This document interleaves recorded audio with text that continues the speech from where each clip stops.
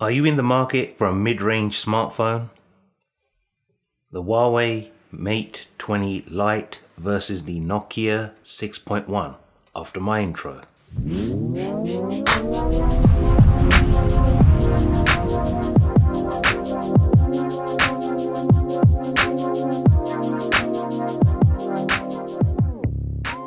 Welcome everyone, I'm Zilla. I'm back again with another video. And today I thought I'd answer that question. Should I spend the extra £100 buying a different mid-range device? Now, let me explain my thought process behind this. The Mate 20 Lite is $379.99 and the Nokia 6.1 varies in price depending on where you buy it from. I've seen it as high as £350 online, all the way down to £220. So I thought I'd take the midway price point at £280-ish, roughly, to be fair.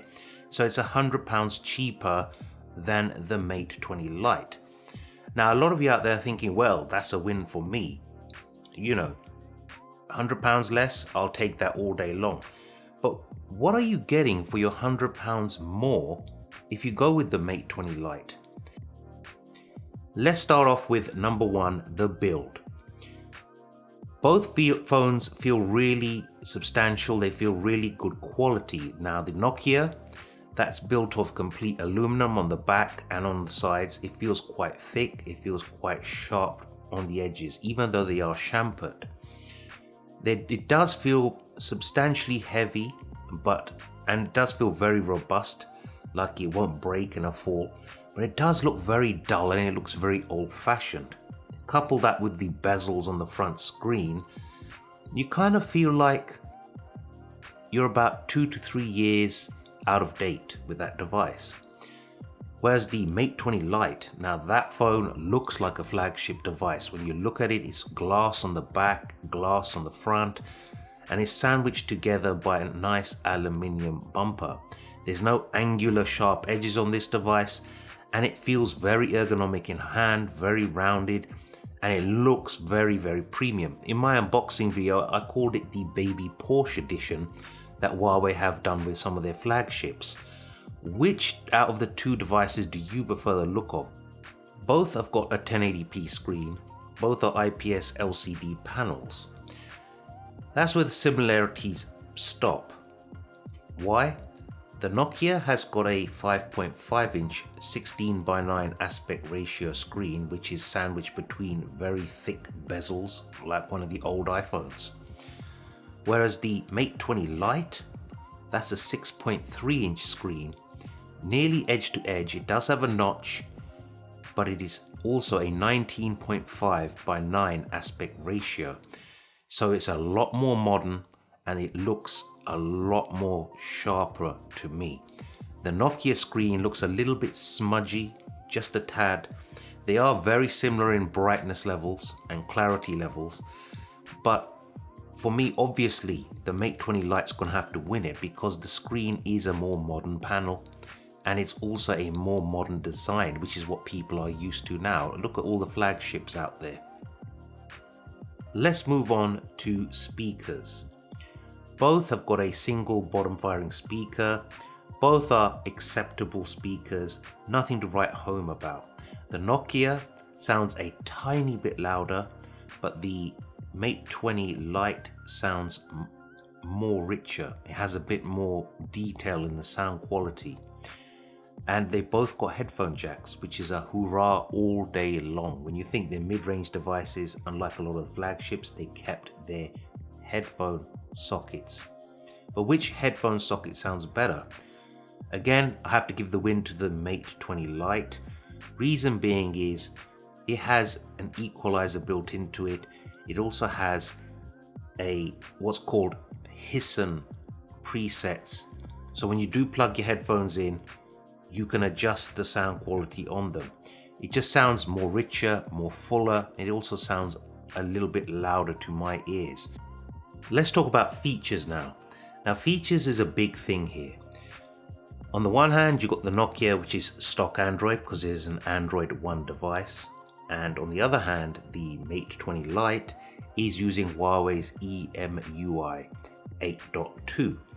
That's not to everyone's taste. I personally like it, and a lot of people who use Huawei devices do like that skin.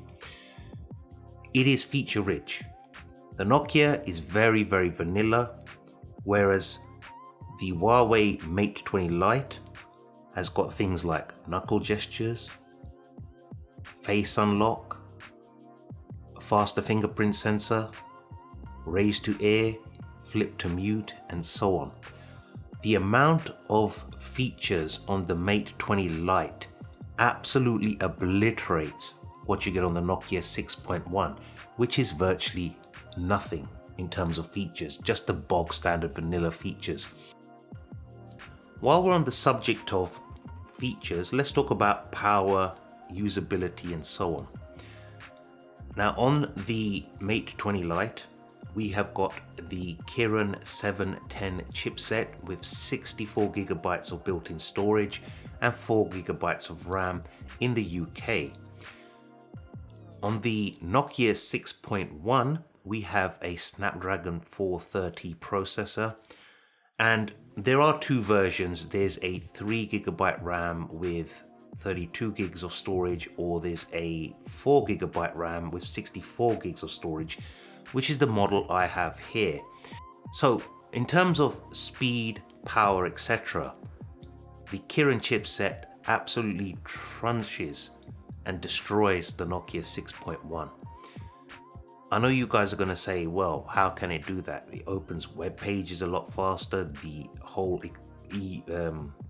interface is a lot faster, it's got AI built into it, it knows when to take power from other resources in the phone when you're playing a game, so it runs the game nice and smooth.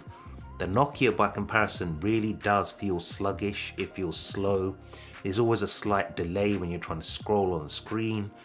It just feels very dated, and I was surprised. I thought, being a stock Android device, it would run smoother and faster, and it just doesn't. It feels very slouch-like. Let's move on to cameras now. On the Nokia, we have a single rear-facing camera, which is 16 megapixels with an f2.0.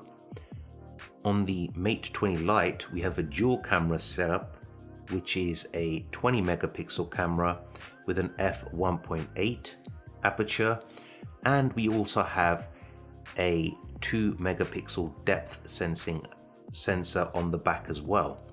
What I found was, with the rear cameras, when it comes to photographs, the Nokia was consistently overexposing shots, especially where there's strong light against a darker sort of background. And you can see it in the images I'm posting up here, which was a bit of a shame. I also found the Nokia was a lot more blurry, regardless of whether I was taking a long distance shot, where I was taking a close-up shot.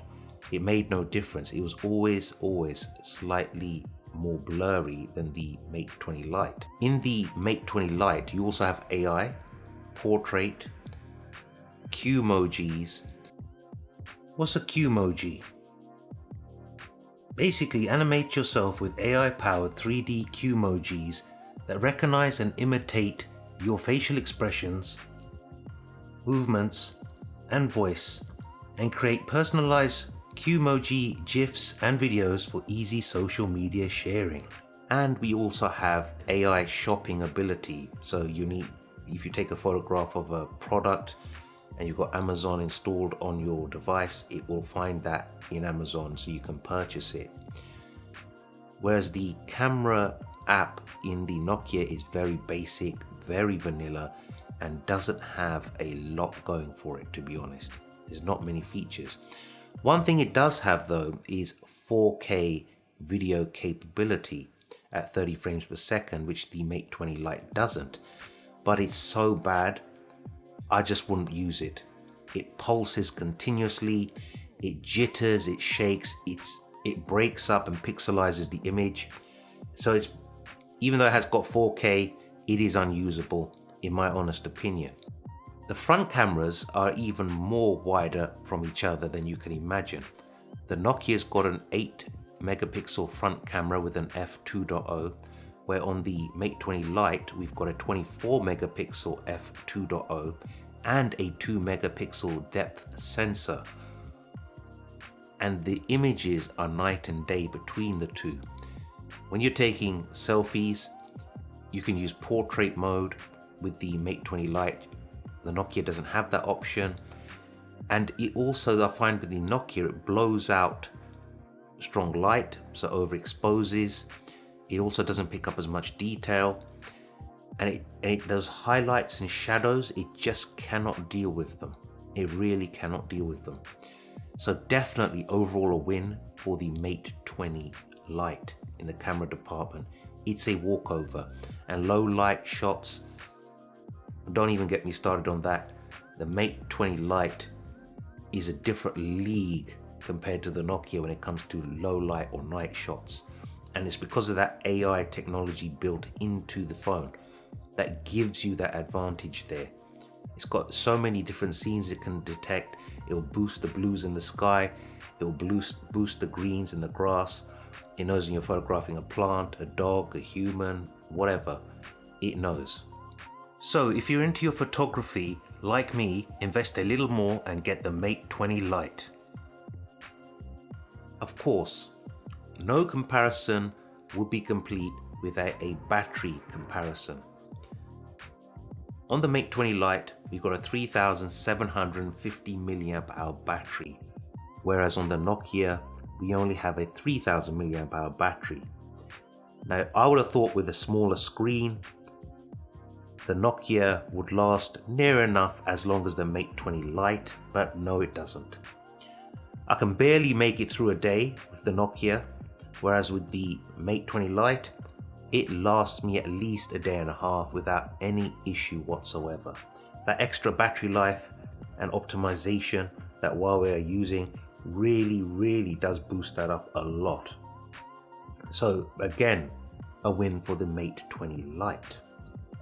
Time to summarize now. Should you spend the extra £100 buying the Mate 20 Lite over something cheaper? Hell yes. Better speaker, better headphone, better camera, better screen, better build, better battery, better performance. It's a no-brainer. Give me a thumbs up if you like the video. Share it on all your social media. This is your boy Zilla saying take care, subscribe, hit the bell notification icon, and peace.